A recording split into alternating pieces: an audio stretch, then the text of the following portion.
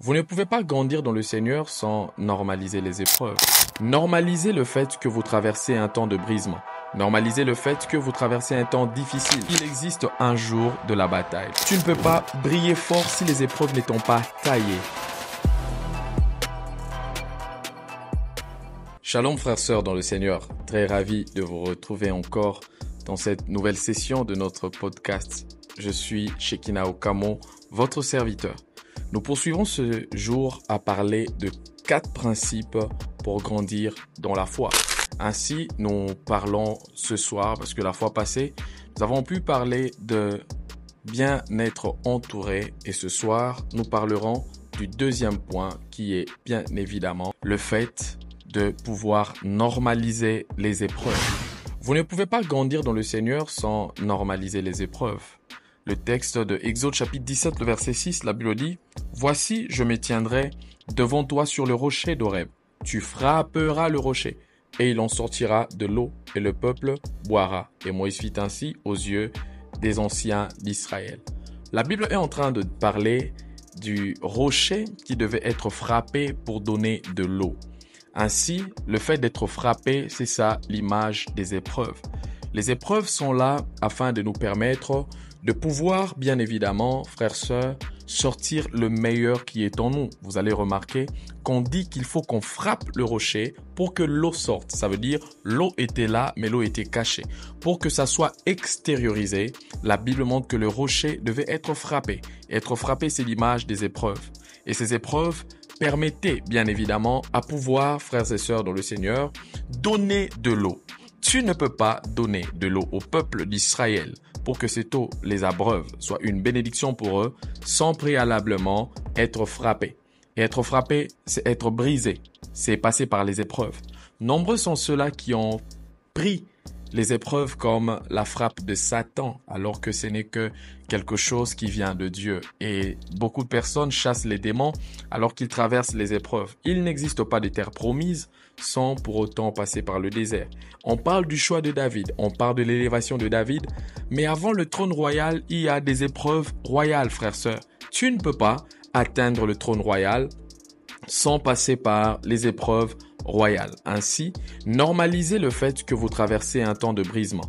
Normalisez le fait que vous traversez un temps difficile parce que la Bible montre même que Paul parle à Timothée. 2 Timothée chapitre 2, le verset 5. « Souffre avec moi comme un bon soldat du Christ. » On ne peut pas dire à quelqu'un de souffrir alors que la voie ne mène pas à la souffrance. Ainsi, il faut normaliser les épreuves, la souffrance, les choses difficiles si vous voulez grandir dans le Seigneur. Les difficultés à l'église, les difficultés dans la marche, à la maison, tu seras persécuté.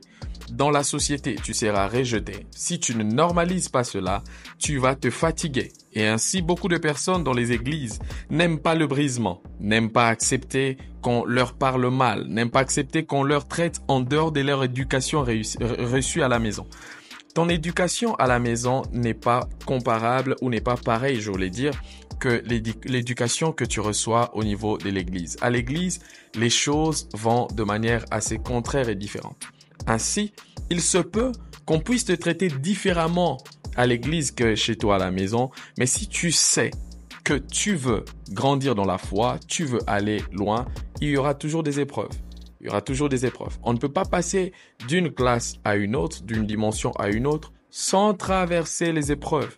Et les chrétiens, si nous ne normalisons pas les épreuves qui consistent à se séparer de certaines personnes, qui consistent à perdre certaines amitiés, qui consistent à perdre certains privilèges, si tu ne supportes pas cela, tu ne peux pas évoluer et grandir dans la foi.